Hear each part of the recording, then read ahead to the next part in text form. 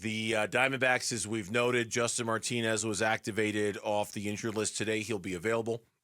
We had Torey Lovello, manager of the Diamondbacks, earlier today, and he said, yes, it's not going to be the highest leverage of situations for Justin Martinez tonight. They'll give him a little bit of a soft landing, but it's not like they're going to wait for an 8-0 lead or an 8-0 deficit before they put him out there for an inning. They want to use him in a fairly high leverage situation, and he even joked that a half inning in, he might earn himself the ability to be the closer on this team if he looks right. Like, it might not take very long at all for them to look at him and go, yeah, he's okay, he's good to go.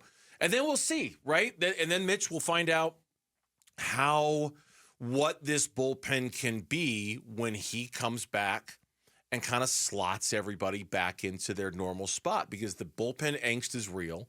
Everyone's talking about it. I read some quotes today from Mike Hazen on AZ Central, in which he's, again, kind of preaching patience, and we got to get our guys back, and we got to see what we've got before we make any moves.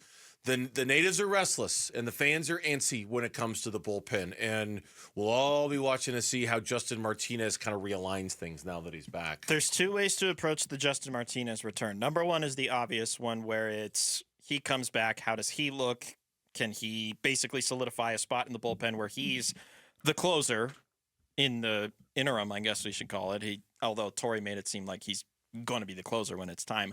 Then the secondary part of it is everybody else. Guys like Ryan Thompson, who have been asked in some high leverage spots, not necessarily delivered. Shelby Miller and Jalen Beeks, who have seen a lot of outings as a result of getting shifted up in the pen. And then even other guys in the middle, like you consider Scott McGuff is still with the crew. Does he continue to deliver at the level that he's delivered since being called back up? It just eases the stress on everybody else when you give yourself that pseudo closer back in the pen, because then everybody else can settle into the role that they were destined to do from the beginning of the year. Yeah, and Mike is right when Mike Hazen is right when he says, we kind of need to give this a test spin and see how things look when everybody's slotted in. But that still puts the pressure on.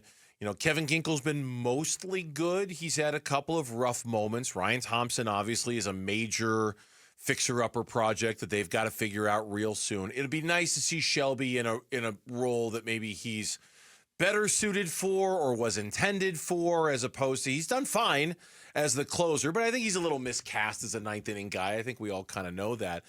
The problem with, and we've talked about this a few times, the problem with going to acquire a reliever is you pretty much have to wait, right? Like, I saw a story today on MLB.com, and the story was 6 teams that could jumpstart the trade market. Mm-hmm. And basically the point was, here are 6 teams that are so bad now, they're going to be sellers. What are they waiting for? What are they waiting for? The Marlins, you're sellers. The Nationals, you're sellers.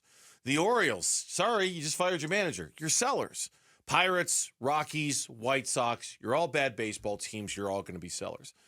The problem with this, as the story points out, even with teams that we know are bad, there's a reason for them to wait to create leverage and competition for the players they want to trade. And then even still, looking among these teams, these 6 in particular, only a couple of them have relievers you might want in the first place, right? So even if they were agreeable to trade them, there's only a couple of them that you might want if you were the Diamondbacks, which makes the idea of getting one now really difficult. And it's just going to be probably more expensive now than it would be later on when you're closer to the end of the deadline. But the Diamondbacks are in a peculiar spot where they have had so much issue with the bullpen, or at least from our vantage point, there's been a lot of issue with the bullpen, a lot of inconsistency with the bullpen, that they almost need to put this decision into, we're going to do this now, and we're just not going to look back, and we're not going to regret it, and we're going to feel better for it because it's going to help our basketball team.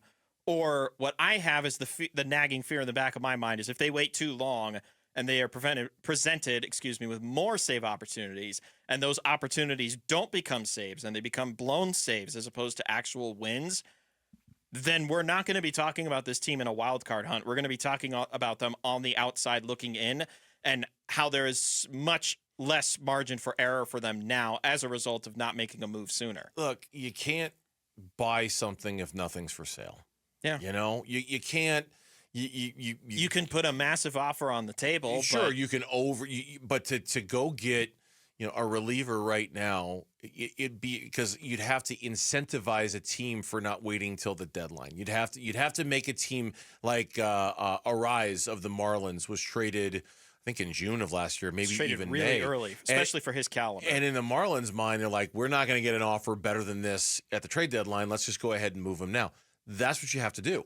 If you're the Diamondbacks, you have to put together an offer that basically convinces a team, okay, we're not going to get an offer better than this, which screams overpay, which screams like, okay, we're so desperate for a bullpen arm now, we're going to just incentivize you to not wait for the deadline. We're going to make this deal now.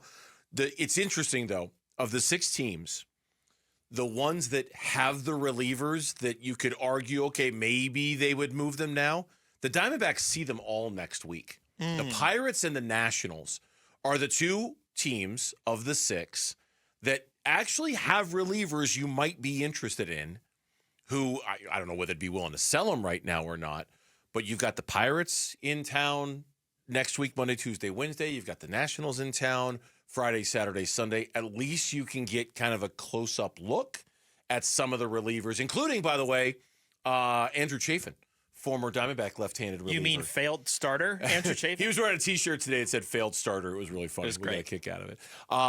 But I don't think anything's going to happen. Like it's if they did, they do have the pieces that carry a heavy price tag they could offer. Are they going to offer them now, though? Probably not. No, it's internal improvement. It's Justin Martinez comes back, Shelby Miller slots back down, and hope like heck that Ryan Thompson figures it out. Or at least if he doesn't figure it out, he gets demoted to a much lower leverage situation, and now Shelby Miller can basically take the Ryan Thompson role. That's like the setup guy to Ginkel setting up Justin Martinez until you get A.J. Puck back.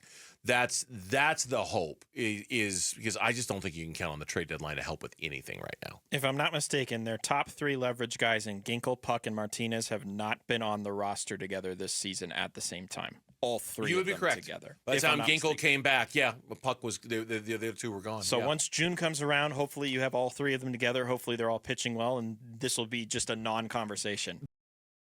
Thanks for watching Burns and Gambo. Click to see more from the guys and hit the button in the middle to subscribe so you never miss a video from Arizona sports.